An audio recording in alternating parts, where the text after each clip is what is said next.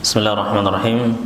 Alhamdulillah wassalatu wassalamu ala Rasulillah wa ala alihi wa sahbihi wa man walah wa ba'd. Ikhwani wa akhwati rahimani Allah wa iyyakum, kita lanjutkan kembali pembahasan kita pada materi yang kedua atau kitab yang kedua, yaitu Manhajus Salikin fi Tawdih al-Fiqh fi ad-Din. Kitab Manhajus Salikin wa Tawdih al-Fiqh fi ad-Din yang dikarang oleh Syekh Abdul Rahman bin Nasir As-Sa'di rahimahullah. Nah, sebelumnya kita akan bacakan biografi singkat dari muallif kitab ini. Sang pengarang kitab ini adalah Syekh Al-Allamah Abdul Rahman bin Nasir As-Sa'di. Ya, beliau bernama Abu Abdullah, kunyahnya Abdul Rahman bin Nasir bin Abdullah bin Nasir bin Hamad al-Sa'di At-Tamimi An-Najdi Al-Hambali. Ya, mazhab beliau dalam fiqih memang mazhab Hambali. Ya, dan beliau dilahirkan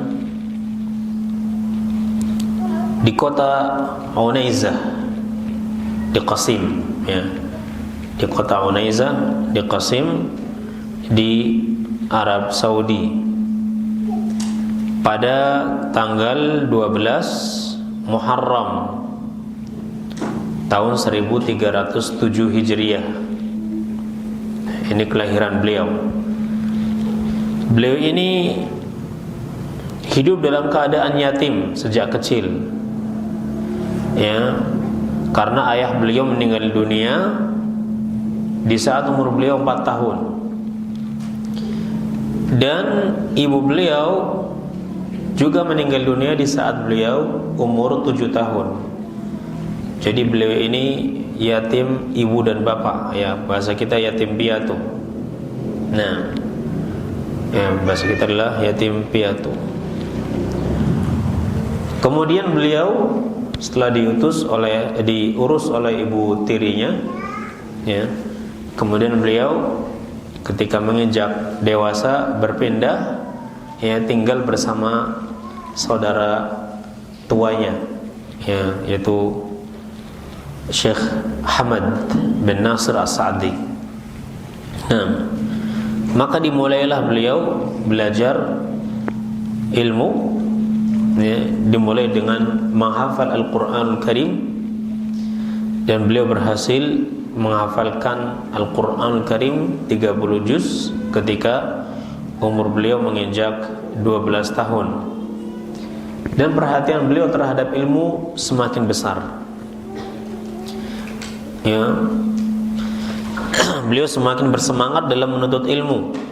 Beliau belajar ilmu hadis, ilmu tafsir, ilmu mustalah, ilmu usuluddin, ya, aqidah, dan juga bahasa Arab, serta ilmu-ilmu yang lainnya yang mendukung beliau dalam memahami agama Islam ini. Dan beliau termasuk orang yang sangat-sangat terpengaruh dengan kitab dua imam besar, yaitu Syekhul Islam Ibnu Taimiyah dan juga Al-Imam Ibnu Qayyim Al-Jauziyah. Bahkan dalam masalah-masalah fikihnya beliau sering, ya, pendapatnya itu mengikuti pendapat kedua imam ini. Nah, beliau adalah orang yang sangat dermawan, semangat dalam mencari ilmu, mencintai kebaikan, mencintai kebenaran, dan siap untuk rujuk kepada yang hak, ya, mendengarkan nasihat dan juga pendapat orang lain, ya. Seperti dikisahkan bahwasanya ada salah seorang dari murid beliau yang memberikan masukan agar syekh itu menggunakan pengeras suara, ya, untuk dikumandangkan azan dan untuk ta'lim, sehingga akan banyak orang yang mengambil manfaat. Kemudian beliau mengambil pendapat ini, maka beliau orang pertama kali, ya, di daerahnya yang memakai pengeras suara, ya, untuk dikumandangkannya azan dengannya, sehingga orang-orang akan mendengar, dan juga dalam ta'lim. Nah, beliau belajar dari banyak syekh, ya. Di antaranya Syekh Ibrahim bin Hamad bin Jasir. Ini adalah syekh yang mengajarkan pada beliau cara membaca Al-Quran, ya. Kemudian Syekh Sulaiman bin Damigh, beliau menghafal Al-Quran, ya, dengan beliau, ya, dengan Syekh Sulaiman ini. Syekh Muhammad bin Abdullah bin Salim, Syekh Ali bin Nasir Abu Wadi, beliau belajar Kutubus Sittah, ya, dan juga kutub-kutub hadis yang lain, dan mendapatkan ijazah dari beliau. Kemudian Syekh Al-Alam Muhammad Asy-Syanqiti, ya, dan saat itu beliau sedang berkunjung ke Unaizah dan menetap di situ untuk mengajarkannya kepada kaum muslimin di daerah Unaizah di saat beliau berada di situ. Syekh Al-Alam Muhammad bin Abdul Aziz Al-Mani', Syekh Muhammad bin Abdul Karim Al-Shibl, Syekh Saleh bin Uthman Al-Qadhi, ya, dan beliau banyak belajar kepada Syekh Saleh bin Uthman Al-Qadhi ini ilmu tauhid, tafsir, fiqih, usul fiqih, nahwu, dan beliau lama dengan Syekh ini sampai sekitar 20-an tahun belajar dengan Syekh Saleh bin Uthman Al-Qadhi ini. Beliau sudah mengajar di saat beliau umurnya 30-an tahun, tapi terus masih belajar, ya, belajar sambil mengajar.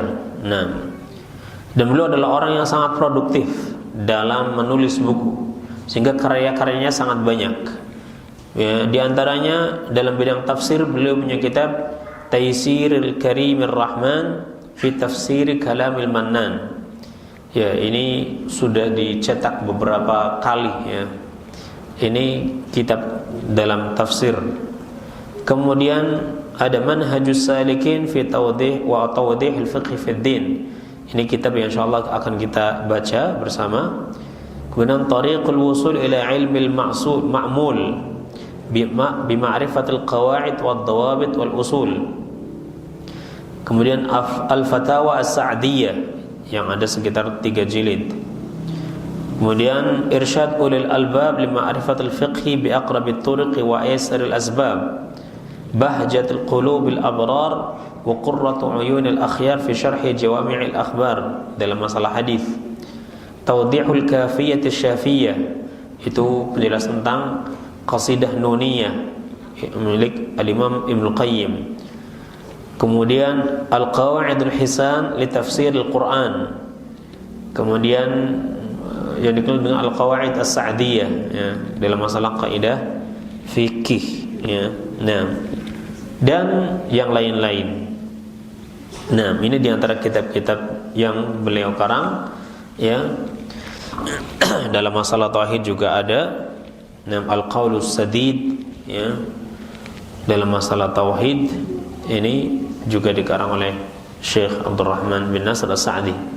Beliau meninggal dunia pada tahun 1371 Hijriah karena sakit, ya, yakni tekanan darah tinggi, ya.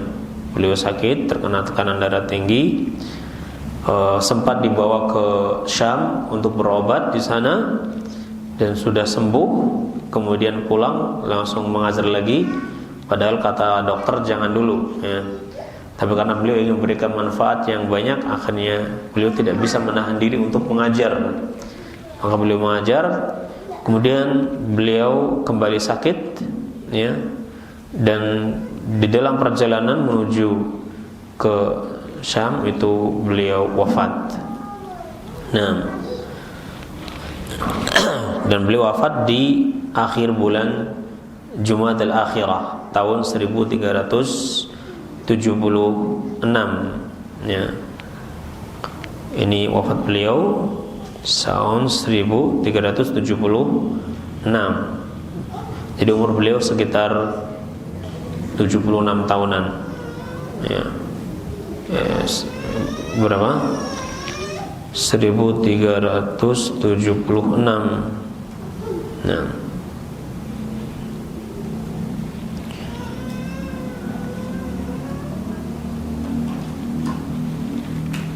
Baik. Jadi beliau lahir tahun berapa? 1307. Berarti sekitar 60 ya, kurang lebihnya. Berapa? 70 ya. 70 atau 69 ya. Baik. Di dalam muqaddimahnya beliau mengatakan setelah memuji Allah, alhamdulillahilladzi 'allama bil qalam 'allama al insana ma lam ya'lam. Ya, setelah memuji Allah Subhanahu wa taala dan berselawat kepada nabinya, beliau mengatakan fa inna kitab manhajus salikin wa tawdihil fiqh fid din. Ya, rahimahullah, ini tergolong sebagai kitab yang ringkas ya, dalam masalah fiqh. Ya, karena beliau mengatakan fahadha kitabun mukhtasarun fil fiqh, dan inilah kitab ringkas dalam masalah fiqh. Jama'tu fihi bainal masail wad dalail, di mana saya menggabungkan dalam kitab ini antara masalah dan dalilnya. Ya, permasalahannya apa, kemudian disebutkan dalilnya. Waqtasartu fihi ala ahamil umur, dan saya juga mencukupkan untuk membahas perkara-perkara yang penting. Wa adhammaha naf'an, dan yang paling besar manfaatnya. Li shiddatid darurah ila hadzal mawdu', karena besarnya kebutuhan kepada tema ini. Wa katsiran ma aqtasiru 'ala an-nas idza kana al-hukmu fihi wadihan. Ya, dan sering saya mencukupkan dengan menyebutkan teks saja tanpa menyebutkan hukumnya apabila memang sudah sangat jelas perkaranya. Ya, li suhulati hifdhi wa fahmi 'ala al-mubtadi'in, karena mudahnya menghafalnya dan memahaminya bagi orang-orang para pemula. Ya, li'anal ilma ma'rifatul haq bidalilihi, karena ilmu itu adalah mengetahui yang hak dengan dalilnya. Jadi beliau akan memang sengaja dalam kitab ini beliau akan meringkas, ya, meringkas pembahasan, menyebutkan yang paling penting, yang mana manusia sangat butuh kepadanya, disertai dengan dalil. Karena ilmu itu adalah dengan dalil, mengetahui kebenaran dengan dalilnya, itu ilmu. Kalau sekadar mengetahui tanpa dalil, maka belum disebut sebagai ilmu. Ya. Ilmu ini membahas masalah fiqh. Kata beliau, fiqh ini ma'rifatul ahkam asy-syar'iyyah al-far'iyyah bi'adillatiha minal kitabi was sunnah wal ijma' wal qiyas as-sahih. Fiqh menurut para ulama, ya, ulama usul fiqh, fiqh itu adalah ma'rifatul ahkam asy-syar'iyyah al-far'iyyah, mengetahui hukum-hukum syar'i, ya, dalam masalah furu'. Berarti bukan dalam masalah usul, bukan masalah tauhid, bukan masalah akidah, tapi masalah yang lebih dikenal dengan sebutan furu'iyah. Itu cabang. Ya.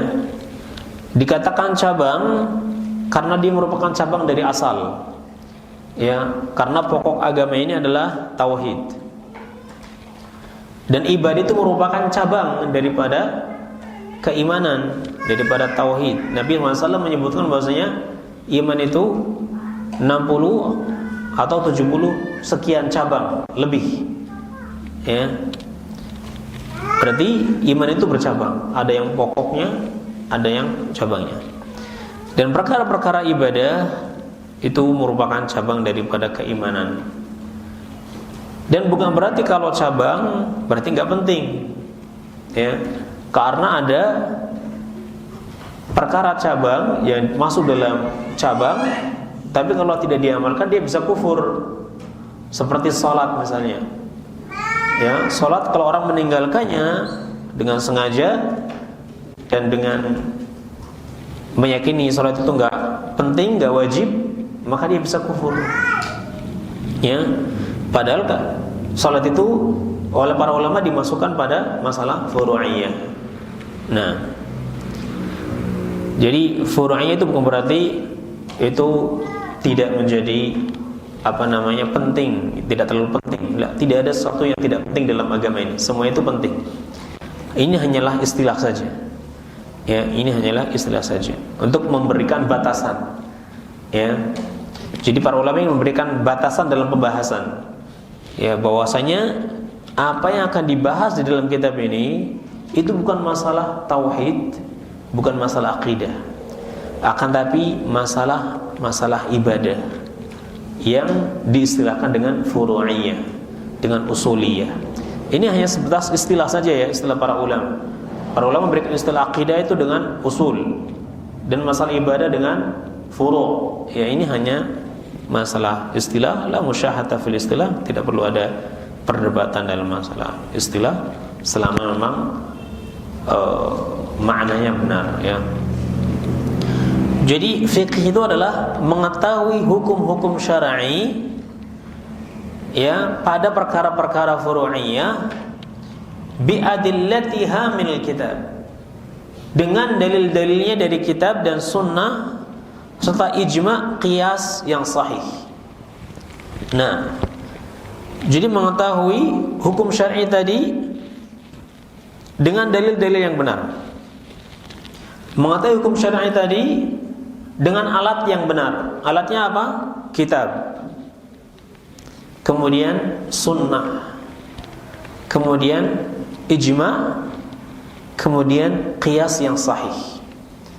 Ini adalah dalil-dalil mujma' alaih, disepakati oleh para ulama, kecuali al-zahiriyah yang tidak menetapkan dalil qiyas. Hanya saja dalam prakteknya mereka mengkiaskan juga ya.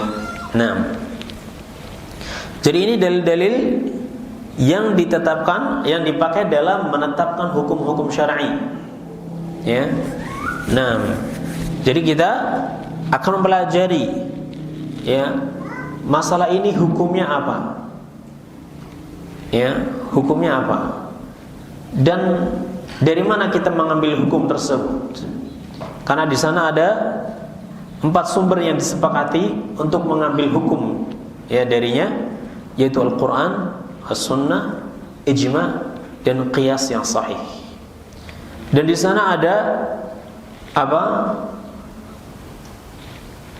alat-alat yang lain untuk menetapkan hukum tapi tidak disepakati. Misalnya dalam yang dipakai oleh orang-orang atau mazhab Malikiyah, orang-orang Madinah adalah qaul ahlil Madinah, pendapat ahlul Madinah atau amalu ahlil Madinah ya, perbuatan ahlul Madinah, orang-orang ahli Madinah. Ini dipakai oleh mazhab Malikiyah tapi tidak dipakai oleh yang lainnya ya. Nah, kemudian tidak dipakai secara mutlak maksudnya ya. Kemudian ada al-masalihul mursalah, ada istihsan ya. Nah, ini dalil-dalil yang tidak disepakati oleh para ulama, tapi untuk yang 4 ini itu disepakati oleh jumhurul ulama. Nah, sehingga beliau menyebutkan dalil-dalil yang disepakati di sini ya, Al-Quran, Ijma', As-Sunnah, Ijma' dan qiyas yang sahih, qiyas yang benar, qiyas yang mu'tabar. Baik. Jadi Al-Syekh di sini mengisyaratkan bahwa kalau kita ingin menetapkan hukum ya, Anda akan dikatakan sebagai orang yang faqih, orang yang faham, itu kalau Anda mengetahui hukum suatu perkara dan hukum itu ada sumbernya, ditetapkan dari sumbernya yang benar, imma dari kitab atau dari sunnah atau dari ijma' atau dari qiyas yang sahih.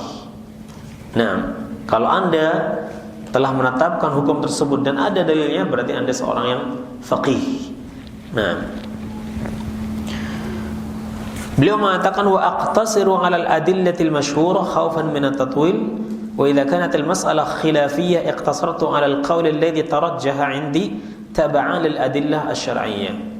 Saya akan mencukupkan ya kepada dalil-dalil yang masyhur saja, dalil-dalil yang masyhur ya. Yang karena takut jadi terlalu lebar pembahasannya, terlalu panjang. Ya, karena yang terlalu panjang ini untuk sebagian orang itu terlalu rumit, apalagi untuk para orang-orang yang baru belajar atau untuk orang-orang awamnya. Ya, karena yang paling penting bagi mereka adalah punya pondasi dulu.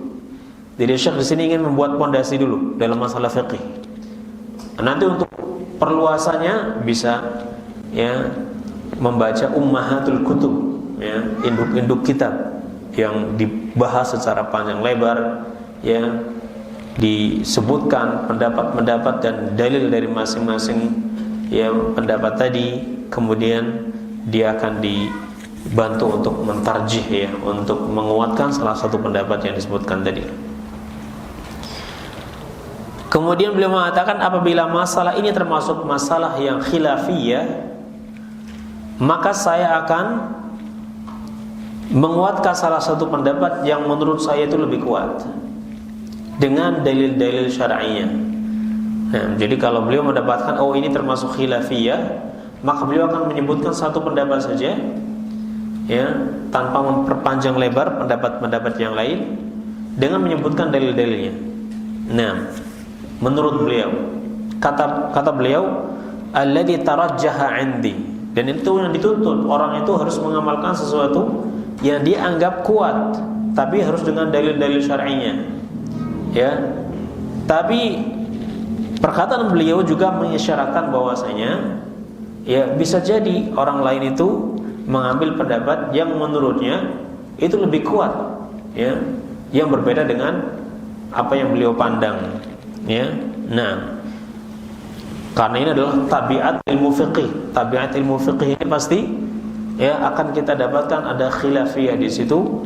Maka belajar ilmu fiqih kita harus siap-siap melapangkan dada, ya, karena akan ada pendapat-pendapat yang bisa jadi itu bertentangan dengan kita, ya, dan yang wajib kita itu adalah dalil. Nah, jadi fiqih itu adalah mengetahui hukum-hukum syar'i dalam masalah-masalah furu'iyah. Apa itu hukum syar'i? Al-ahkamu khamsah. Hukum syar'i itu ada 5. Ya, al-wajib, al-haram, al-makruh, al-masnun atau sunnah, dan al-mubah. Nah, al-wajib, yang wajib. Yang pertama itu wajib. Nah, wajib itu menurut ulama ahli fiqih adalah ma uthiba fa'iluhu wa uqiba tarikuhu. Sesuatu yang apabila dikerjakan pelakunya mendapatkan pahala, apabila sesuatu tadi ditinggalkan maka pelakunya mendapatkan hukuman. Ini wajib, ya, menurut ulama fiqih. Jadi ulama fiqih itu melihat asarnya, ya, mereka menafsirkan wajib itu dengan asar, dengan akibat daripada perkara yang wajib tadi, ya. Akibat dari perkara yang wajib itu bagaimana? Kalau dilaksanakan dia dapat pahala, kalau ditinggalkan dia dapat dosa. Itu pengertian wajib dilihat dari akibatnya, buah dari kewajiban, asar dari kewajiban. Kalau menurut ulama usul, mereka menafsirkan wajib itu adalah ma umira ala wajhil ilzam, sesuatu yang diperintahkan yang sifatnya adalah harus, mengikat, tidak boleh tidak dilakukan, itu wajib, ya. Ma umira ala wajhil ilzam, sesuatu yang diperintahkan dan sifatnya adalah mengharuskan, ya, mengikat, tidak boleh tidak dilakukan, itu wajib. Konsekuensinya apa? Disebutkan para ulama fikih, ma uthiba fa'iluhu wa uqiba tarikuhu. Baik. Yang kedua, al-haram. Itu adalah diddul wajib, lawan daripada wajib. Haram itu lawan daripada wajib. Ya. Nah, berarti apa? Ma uthiba tarikuhu wa uqiba fa'iluhu. Nah, ya, apa yang sesuatu yang orang meninggalkannya akan mendapatkan pahala dan yang melakukannya akan mendapatkan dosa, itu haram.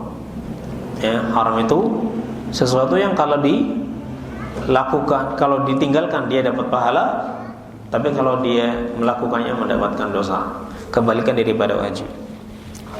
Nah, kalau menurut ulama usul, ma nuhiya ala wajhi al-ilzam wal hatm, sesuatu yang dilarang, ya, atau talabut tarki ala wajhi al-ilzam, bisa sesuatu yang diminta untuk ditinggalkan dengan sifat harus dan mengikat. Ya, kalau wajib talabul ityan ala wajhi al-ilzam, diperintahkan untuk melakukan dengan bentuk ya keharusan, yang harus atau mengikat. Sementara ulama fikih menafsirkannya dari sisi akibatnya. Orang yang melakukan yang haram akibatnya berdosa, kalau meninggalkannya akibatnya adalah mendapatkan pahala. Iya. Yang ketiga, makruh. Ma uthiba tarikuhu wa lam yu'aqab fa'iluhu.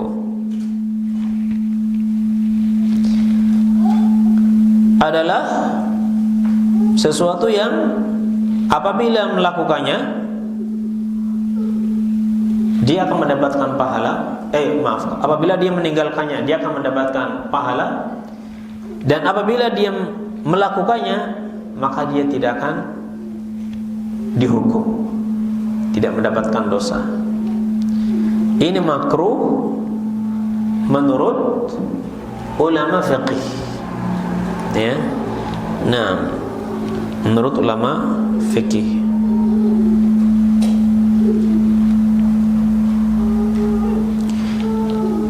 Dan terkadang kata makruh itu berarti haram. Terkadang kata makruh itu artinya haram, dan ini biasanya dipakai oleh ulama-ulama mutaqaddimin, ulama-ulama terdahulu. Ya. Karena mereka mengikuti uslub Al-Qur'an, metode Al-Qur'an. Karena Al-Qur'an terkadang menamai sesuatu yang haram dengan makruh. Seperti dalam surat Al-Isra ayat 38.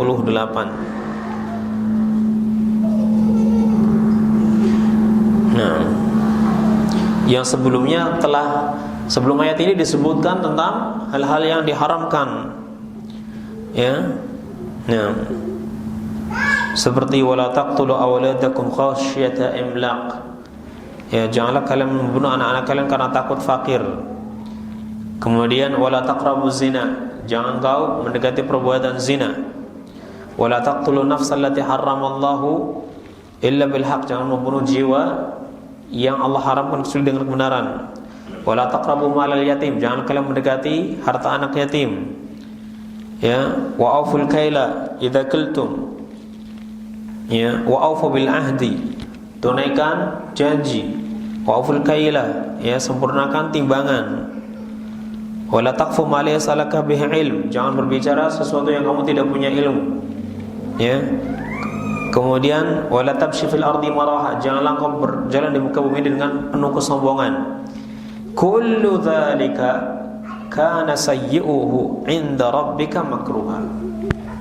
Semua itu, ya, keburukannya di sisi Allah adalah sangat makruh. Makruh di sini artinya haram. Ya, karena zina, makan harta anak itu haram. dan yang lain yang disebutkan tadi ya. Jadi kata makruh itu di dalam Al-Qur'an bisa berarti haram, ya berarti haram, dan ini juga dipakai kata makruh ini oleh ulama-ulama mutaqaddimin. Nah, jadi kita harus jeli ketika mereka menyebut kata makruh ini artinya adalah haram atau seperti yang dikatakan oleh ulama fiqih bahwa artinya itu adalah kalau dilakukan tidak mendapatkan hukuman, tidak dapat dosa, dan kalau ditinggalkan dapat pahala. Nah, yang keempat adalah masnun. Kalau menurut ulama usul, makruh itu adalah ma tuliba tarkuhu la ala wajhi ilzam, sesuatu yang diminta ya, atau talabu tarki la ala wajhi ilzam, sesuatu yang diminta untuk ditinggalkan tapi tidak mengikat, tidak harus. Itu makruh. Tapi dia diminta untuk ditinggalkan, lebih baik ditinggalkan ya. Kalau yang sunnah itu kebalikannya, kebalikan makruh, yaitu ma uthiba fa'iluhu wa la yu'aqabu tarikuhu. Sunnah itu apabila dilakukan dapat pahala, apabila ditinggalkan enggak dapat dosa. Ini perkara yang sunnah menurut ulama fiqih, istilah fiqih. Jadi kita harus bawa istilah itu sesuai pada tempatnya. Kalau sedang membahas masalah hadis, sunnah menurut mereka adalah perkataan, perbuatan, dan ketetapan Nabi SAW. Ini sunnah. Ya, sementara untuk ulama fiqih, sunnah itu adalah kalau dilakukan dapat pahala, kalau ditinggalkan tidak mendapatkan dosa. Nah, menurut ulama usul, ya, talabul ityani la ala wajhil izan. Ya, permintaan untuk melakukan sesuatu tapi tidak dalam bentuk keharusan. Ya, ini dianjurkan untuk melakukan tapi tidak harus. Ini namanya sunnah. Dan yang terakhir dari hukum-hukum syar'i itu adalah al-mubah. Walladhi fi'luhu wa tarkuhu ala haddin sawa. Mubah ini adalah sesuatu yang antara meninggalkan atau melakukannya sama saja, tidak ada dosa, ya, dan tidak ada pahala. Ya, seperti ini asal hukum asalnya ya, seperti makan, minum, itu hukum asalnya itu mubah. Mau makan silakan, mau nggak makan juga silakan. Kecuali jika dia sudah berkaitan dengan perkara yang lain. Kalau nggak makan bisa mati, misalnya, ya, maka hukum makan untuknya wajib saat itu. Karena untuk menjaga kelangsungan hidup, menjaga kelangsungan itu wajib. Maka makan saat itu, yang itu merupakan wasilah dengannya dia bisa menjaga kelangsungan hidup, hukumnya wajib saat itu. Ya, tapi ketika dia sudah bisa menolak madarat darinya, sudah normal, maka makan untuknya hukumnya mubah lagi. Nah, baik. ويجب على المكلف أن يتعلم منه كل ما يحتاج إليه في عبادته ومعاملته وغيرها. Dan wajib bagi seorang mukallaf, ya, muslim yang sudah punya kewajiban untuk mengamalkan, ya, perintah, diwajibkan untuk mempelajari jadi hukum-hukum syar'i ini, sesuatu yang dia butuh kepadanya dalam masalah ibadahnya, dalam masalah muamalahnya, dan juga yang lainnya. Jadi di sana ada perkara-perkara yang seorang muslim itu wajib mengetahuinya. Mau nggak mau dia harus tahu. Ya, dari urusan agamanya. Karena ini merupakan dasarnya. Ya, pokoknya. Adapun untuk detail itu tidak setiap orang itu wajib. Hanya beberapa orang yang diwajibkan untuk mempelajari secara detail. Sehingga hukumnya nanti menjadi fardu kifayah, enggak fardu ain. Ya. Nah, Nabi SAW bersabda, "May yuridillahu bihi khairan yufaqihu fid din." Orang yang Allah menghendaki kebaikan pada dirinya, Allah akan jadikan dia faham terhadap agama ini. Ya.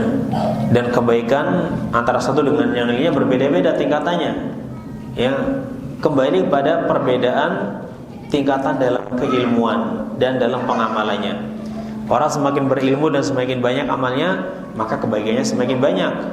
Dan orang yang terbatas, maka kebaikannya juga terbatas. Tapi dia masih punya kebaikan karena dia punya ilmu, ya, sesuai tentunya kebaikannya sesuai dengan keterbatasan ilmu yang ada pada dirinya. Nah, ini yang disampaikan oleh Syekh di muqaddimahnya ini, ya, dalam kitab ini. Saya kira sudah cukup ya untuk muqaddimah dari kitab ini, dan insyaallah kita akan bagikan di grup ya untuk bentuk PDF-nya ya kitab ini, agar semuanya nanti bisa menyimak, membaca ya sambil mendengarkan arti dan penjelasannya ya. Itu akan lebih bermanfaat insyaallah taala. Sampai di sini dulu, wallahu a'lam bishawab. Wa sallallahu ala nabiyyina Muhammadin wa ala alihi wa sahbihi ajma'in. Subhanakallahumma wa bihamdik asyhadu an la ilaha illa anta astaghfiruka wa atubu ilaik. Assalamualaikum warahmatullahi wabarakatuh.